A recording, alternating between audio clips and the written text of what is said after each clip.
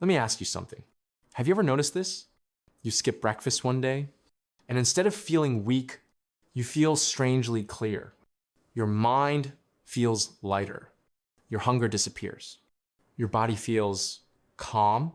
Now compare that to another day. You eat all day long, breakfast, snacks, lunch, tea, dinner, and somehow you're tired, bloated, sleepy, and still hungry. So what's really happening inside your body when you stop eating? And more importantly, is fasting 16 hours enough? Or does 23 hours OMAD unlock a completely different level of fat loss, mental clarity, and healing?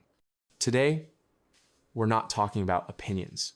We're talking about science. By the end of this video, you'll know what happens inside your body hour by hour. Why 16 to 8 works for some people. Why OMAD feels too powerful for others. And exactly who should do what. Let's break it down. Your body is not designed to eat all day. Let's rewind history for a moment. Think about your grandparents, or even your parents when they were young. No protein bars, no midnight snacks, no food delivery apps at 2 a.m. They ate when food was available, and then they stopped. That gap between meals, that wasn't starvation. That was normal human biology. Your body evolved for cycles. Eat, digest, repair, burn stored energy. But modern life broke that cycle. Now we eat. When we're bored, when we're stressed, when we're scrolling, and the body never gets a break. Fasting is not a trend. It's a return to biology. What actually happens when you stop eating? Before comparing 16 versus 23 hours, you need to understand one hormone, insulin. Insulin is not bad, but high insulin all day? That's the problem. When insulin is high, fat burning is off. Fat storage is on. Hunger signals increase.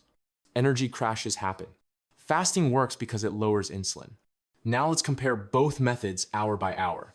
The science of 16 to 8 fasting, 16 hours. 0-4 hours after your last meal. This is digestion mode. Your body is busy, breaking down food, absorbing glucose, raising insulin.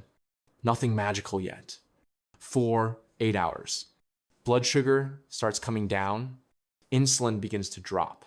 Your body says, okay, food is done, but you're still running mostly on recent calories. 8-12 hours. Now things get interesting. Liver glycogen starts running low. Hunger hormones spike. This is where most people quit. This is why skipping breakfast feels hard at first. But here's the secret. Hunger comes in waves. If you don't eat, the wave passes. 12-16 hours. The 16 to 8 sweet spot. Now you enter metabolic switching.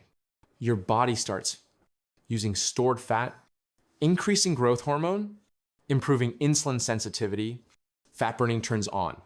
This is why 16 to 8 works so well for beginners, busy people, those with emotional eating habits. Benefits of 16 to 8, easier to maintain. Improves digestion, reduces calorie intake naturally, good fat loss over time, less stress on the body. But there's a ceiling, the limitation of 16 to 8. Here's the truth nobody tells you. In 16-8, you touch fat burning, but you don't stay there long. Autophagy, cell, cleanup, minimal. Deep insulin reset, partial. Stubborn belly fat, slow to leave. That's where 23-hour fasting changes the game. The science of 23 hours fasting. OMAD. OMAD equals 1 meal a day. This is not just longer fasting. This is a different biological state. Let's walk through it. 16-20 hours. Fat burning is now dominant. Your body prefers fat, ketones. Hunger starts decreasing instead of increasing. Mental clarity improves. Why? Because insulin is low, and adrenaline is slightly higher, a survival advantage built into humans. 20-23 hours deep fasting zone. This is where OMAD shines. Autophagy increases. Old, damaged cells are recycled. Inflammation reduces. Cellular repair begins. Growth hormone spikes. Muscle preservation. Fat loss accelerates. Insulin is extremely low. Stubborn fat finally unlocks. This is why people say OMAD feels like a cheat code. Why OMAD feels hard at first, but powerful later. Let's be honest. The first 7-14 days of OMAD are uncomfortable. You're not just fighting hunger. You're fighting habit, emotion, dopamine, addiction to food. You're used to eating when stressed, when bored, when tired. OMAD removes that comfort. But once adapted, people report fewer cravings, stable energy, better focus, freedom from food obsession. Food stops controlling the mind. Real life scenarios, relatable. Person A, 16 to 8, fasting, office job, family dinners, social life. They skip breakfast, eat lunch at 1 p.m., dinner at 8 p.m. They lose weight slowly, feel better, can do it for years. Sustainable lifestyle fasting. Person B, OMAD, wants rapid fat loss, has insulin resistance, stubborn belly fat. They eat one big meal at night, protein heavy, low sugar. First week is tough. Second week feels powerful. Therapeutic fasting. Actionable advice. If you're a beginner, start with 12, 14, 10, 16 to 8. Do not jump to OMAD. If your goal is fat loss plus health, 16 to 8, 4-6 days, week. If your goal is rapid fat loss plus insulin reset, OMAD, 2-4 days, week. Not daily for most people. What to eat matters. Fasting plus junk food equals disaster. Your meal should include protein, fiber, healthy fats, minimal sugar. Who should not do OMAD?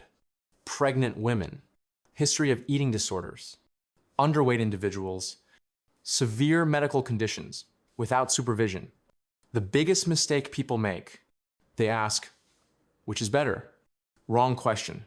The real question is, which can I sustain? Consistency beats intensity. 16 hours done consistently beats 23 hours done twice and quit. Remember this, your body is not broken. Your metabolism is not slow. It's just overfed and underrested. Fasting is not punishment. It's permission. Permission for your body to heal, burn, reset. Whether you choose 16 hours or 23 hours, choose what brings you control, clarity, consistency. Because when you control when you eat, you finally control how your body feels.